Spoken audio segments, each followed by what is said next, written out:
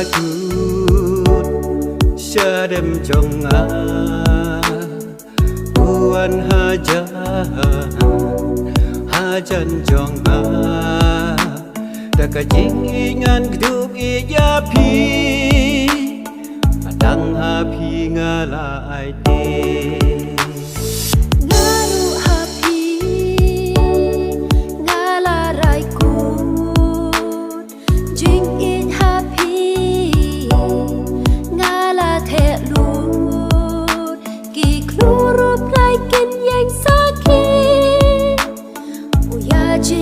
trong ngaya pi jing in ai kan nhai ne chata na nhai ton lang ha sun da trong pi man la kasmi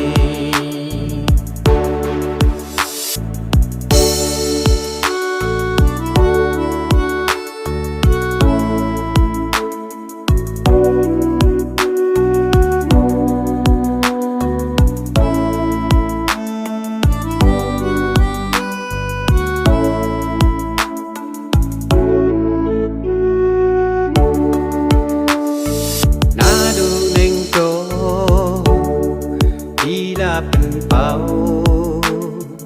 at ngaru ke ngadang ken mau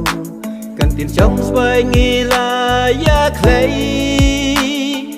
nom nip no oda lay lay kan chi teng po wat I ya nga dei tan ya